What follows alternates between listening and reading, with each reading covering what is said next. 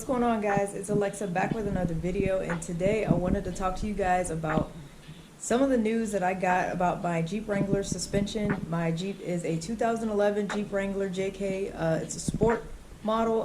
It is a 6-speed manual, and I believe it had 2 previous owners before me, and clearly they probably did some off-roading as expected with the Jeep.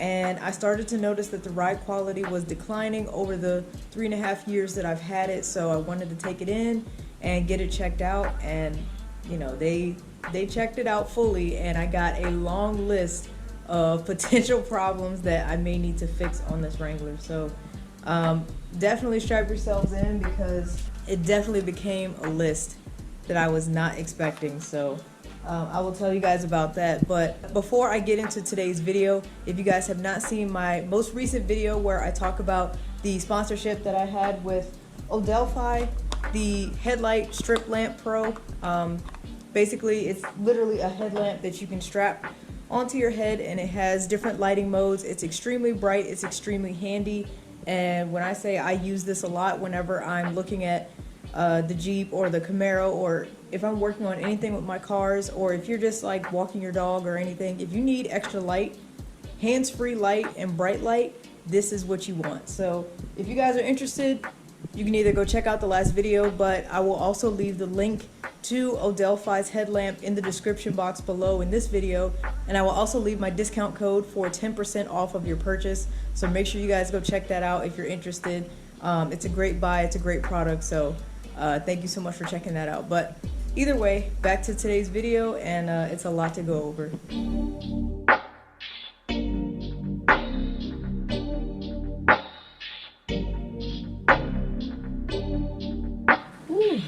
Alright guys, so here I am. I'm inside the Jeep today. Despite how warm and nice it is outside, it is extremely windy, and I'm not going to put you guys through that terrible sound quality. So I'm just going to talk about this inside the Jeep today, and I'm just really surprised at the list that they came up with for you know, all of the repairs and stuff. I'm not going to say they came up with it. These are probably valid concerns, and it just seems like a lot to me, at least. So we're just going to go over some of what they listed for this 4x4 inspection checklist. So anyways, earlier this week I went to 4 Wheel Parts near me, and if you guys don't know about them, they are an off-road kind of Jeep truck, specialized, you know, modifications and all kinds of stuff. So I called and asked if they would be willing to do an inspection on my Jeep, because I told them that I've been having some ride quality issues, and I've been noticing a lot of I guess instability after I hit a bump, and just very ride rough. I don't know another way to describe it, but that's kind of what I wanted to tell them. I'm gonna roll this window down a little bit more because I'm toasty in here with the sun.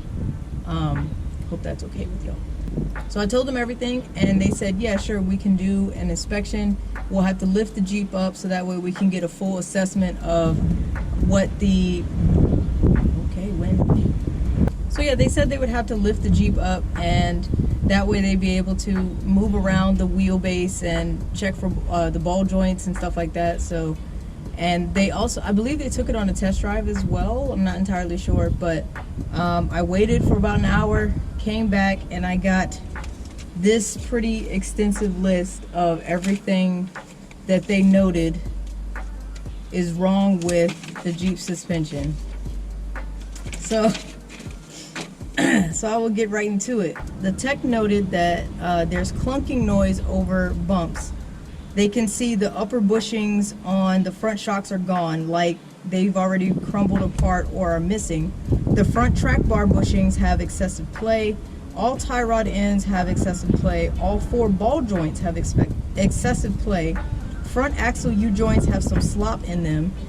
Also, there's a chance that when axles are pulled, given the mileage of the vehicle, that the front axle seals could get torn or start leaking. Currently don't see any signs of a leak. Would also recommend a new steering stabilizer. All of that. So I was like, holy crap, okay, I didn't expect all of that to be listed. Here I was thinking, oh, maybe I just need to change out the front sway bar links, or I guess all sway bar links with the Jeep, and maybe replace a bushing or two with, like, you know, the sway bar, or bushings on the shocks, something like that. They came with all of this, and I was just really taken back by, like, wow, okay. When they say mileage of the vehicle, this is a 2011 Jeep Wrangler.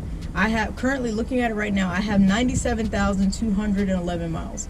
So it's not terrible. So I'm not sure how bad of quality some of my suspension components are in. Like I said, I think it had 2 previous owners before me, and I'm sure they took it off-roading, because back when I was changing my tail lights to the LED ones that I have now, I noticed that there was a lot of mud stuffed inside the, like, I guess the rear body cavity of the Jeep where the tail lights are. So I'm just like, okay, they, you know, they did a little mudding or off-roading maybe. I don't know. So I have no clue what the previous owners put this Jeep through. I personally have not done any extensive off-roading.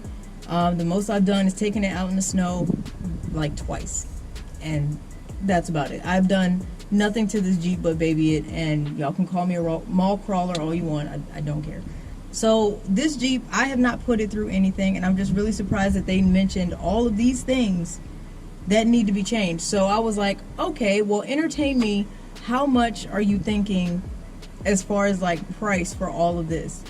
At first, the guy said, well, with something like this, and you'll probably need a wheel alignment, and for parts and labor, it'll probably come to close to $2,000. And I'm like, okay, let me know when you get a solid number. And he went to go look up the prices, called me back later and said, if I get new bushings, new Bilstein shocks, because the rough country shocks that I have on there now, he already is saying that they could be gone. And I'm like, well, I installed these shocks like 2 years ago. And he was like, yeah, well, rough country isn't the best quality, this and that. And I'm just like, well, damn. I'm like, how do you have shocks go out on you after 2 years? That's insane. I was like, stock shocks last longer than that. So I'm just surprised. So he recommends new Bilstein shocks on all 4, new steering system, new tie rod ends, new front track bar, new ball joints, new axle U-joints, new inner axle seals, a wheel alignment. If you include parts and, well, all the parts that I listed plus labor, I was looking at about $3,300 for all of that. I can't, y'all. I know Jeeps hold their resale value for sure, and this Jeep is probably worth, I know the Jeep for a fact is worth at least 12, 13, maybe even 15. Actually, with used car prices now, this Jeep is worth at least 15 grand. I asked him, could some of this stuff be fixed, like, piece by piece? Because I'm not going to sit here and drop $3,300 on this Jeep when I haven't even paid it off yet. I'm about to pay it off, hopefully at the end of this year. But he was like, well, with this, it'd kind of be difficult because we are, you know, you'd have to do a wheel alignment when you change out a lot of these components. So instead of, you know, doing a wheel alignment each time you change something out, it'd be best to just knock all of this out at once. So I get what he was saying, but I'm just like, dude, I cannot do that all at once, straight up. So I kind of don't know what to do at this point, and I really just wish that I had a neighborhood mechanic that could help me out and decide what they think I could do first without needing a wheel alignment, and what bushings I can replace or something like that. In a few minutes, I'll give you guys a glance under the Jeep so you can kind of see what it looks like just from a standpoint. And if you guys see anything that's blaringly obvious that needs to be replaced, like immediately, or something that could easily be replaced, please let me know. Like bushings, for example, or something like that. I do still have the sway bar links, the end links, and I was really just going to return them back to Amazon, because I have no idea if replacing that is going to fix anything on this Jeep. So I'm like, well, I might as well just get my money back for that for now, and just kind of wait and see where I can go with this. So it's really unfortunate that, you know, I know Jeep Wranglers have not the best ride quality. I expected that. But like I said, I've noticed it declining since I've owned the Jeep. I've never expected it to be very cushy, but I've noticed a change, and that's why I wanted to get it looked at. So I already had the tie rod ends replaced on the Camaro. I was starting to notice a lot of play in my steering wheel, and I got that done. Unfortunately, it's not as stiff as I would like it to be, so I wonder if it has anything to do with my steering column or something like that. But for now, I'm not worried about the Camaro. Everything's pretty good with Bruce, and I don't have any major mods planned right now because inflation and gas prices and long story. So I was just trying to get the Jeep taken care of. You know, I was trying to drive the cheaper vehicle of the two when it comes to gas, since this takes 87 and Bruce takes 93 octane. So I'm like, oh yeah, maybe I'll start driving this more since it's cheaper. But with this crappy ride quality and crappy Richmond roads with the potholes that are feet deep, no. So that's the only off-roading I've taken with this vehicle, is just driving on Richmond roads with these crappy potholes everywhere and uneven streets. It's terrible. There's so much paving that needs to get done, but we're still in early March. They usually don't start paving projects until like we're fully into spring, just to make sure there's no snow that sneaks up on us. So yeah, all of those things they recommended I change out: bushing, shocks, steering system, tie rod ends, front track bar, ball joints, axle U joints, inner axle seals. Like, what? So that hit me pretty hard, I'm not gonna lie. But you know, they reported what they saw, so I appreciate them for bringing that to light. And I just didn't know that my suspension was in that much of, not shambles, but you know, I didn't think it was in that much of disarray. So I'll show you guys what it looks like, and then I'm also going to find some speed bumps, and then I'm going to go over those and let you guys listen out to see if you hear any clunking that they're talking about. I have an idea of what the clunking may be, but I'm not sure. So I'll give you an example. Let's go take a look. Alright y'all, so once again, apologize for any wind noise that you hear, but so here's the suspension components. We're gonna have to get on the ground for some of this. We look at the inside here. He said maybe there's some play in here. There's some of these bushings. Take a look here. Sway bar. Where is the bushing for that? Oh, this bushing right here.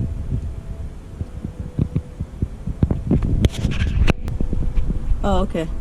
Yeah, the bushing for this shock is definitely gone. So there's that. Like, I can literally just, yep. Okay, so there's that. And take a look at the other side.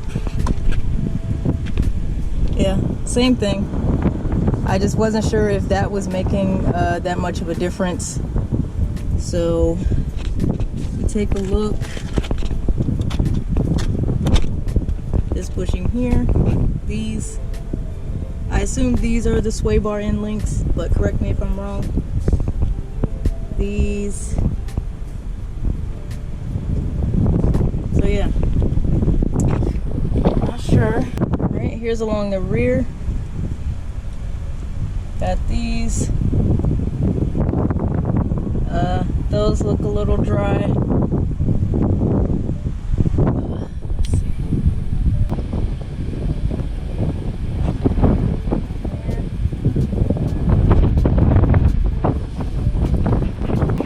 Here's what I think could be making the clunking noise. Is, you know, when I hit a bump,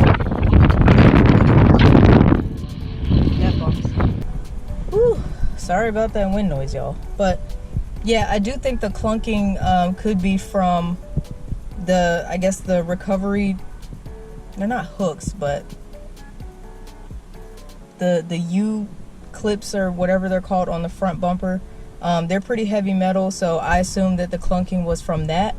I could be wrong, could be from something else, but yeah, the front bushings on the rough country shocks are pretty gone now. So I just wonder if getting a new brand of shocks really would help with some of that. I didn't expect rough country to be that bad or to wear out that soon. So maybe that's something I'll look into. Let me give you guys an example of what it sounds like when I go over a handful of speed bumps.